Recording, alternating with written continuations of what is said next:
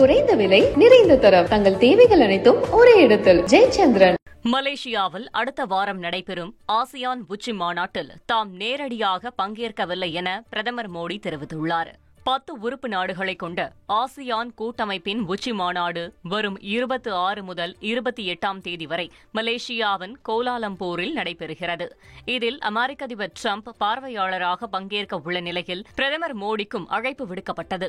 இந்நிலையில் இம்மாநாட்டில் தாம் நேரடியாக அல்லாமல் காணொலி வாயிலாக பங்கேற்கப் போவதாகவும் இதை மலேசிய பிரதமர் அன்வர் இப்ராஹிமிடம் தொலைபேசி வாயிலாக தெரிவித்துவிட்டதாகவும் பிரதமர் மோடி எக்ஸ் பக்கத்தில் கூறியுள்ளார். மாநாட்டின் இடையே பிரதமர் மோடியும் அமெரிக்க அதிபர் டிரம்பும் சந்தித்து பேசுவதாக தகவல் வெளியானது. இந்நிலையில் பிரதமர் மோடிக்கு பதிலாக வெளியுறவு அமைச்சர் ஜெய்சங்கர் ஆசியான் மாநாட்டில் பங்கேற்பதாக அதிகாரப்பூர்வமாக அறிவிக்கப்பட்டுள்ளது.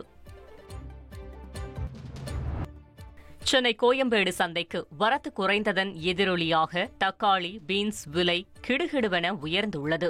தொடர் மழை, விளைச்சல் பாதிப்பு உள்ளிட்ட காரணங்களால் சென்னை கோயம்பேடு சந்தைக்கு காய்கறிகள் வரத்து குறைந்துள்ளது.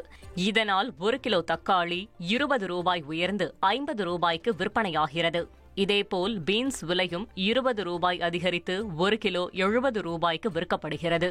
இதர காய்கறிகளின் விலையும் 10 ரூபாய் முதல் 25 ரூபாய் வரை உயர்ந்துள்ளது. 1 கிலோ சாம்பார் வெங்காயம் 60 ரூபாய்க்கும், அவரைக்காய் 1 கிலோ 100 ரூபாய்க்கும், பச்சை பட்டாணி 1 கிலோ 200 ரூபாய்க்கும், குடைமிளகாய் 1 கிலோ 70 ரூபாய்க்கும் விற்பனை செய்யப்படுகிறது. 1 கிலோ தேங்காய் 60 ரூபாய்க்கும், இஞ்சி 80 ரூபாய்க்கும், கேரட் 50 ரூபாய்க்கும், பீட்ரூட் 45 ரூபாய்க்கும், கத்தரிக்காய் 40 ரூபாய்க்கும் விற்கப்படுகிறது.